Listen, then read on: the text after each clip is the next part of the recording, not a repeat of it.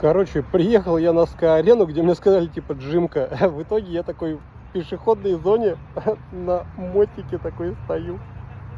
Вокруг меня люди ходят. Яндекс.Навигатор, блин, привел меня. Тут ни одного мотоциклиста. Просто никого. Ну, СКА-арена красивая, конечно.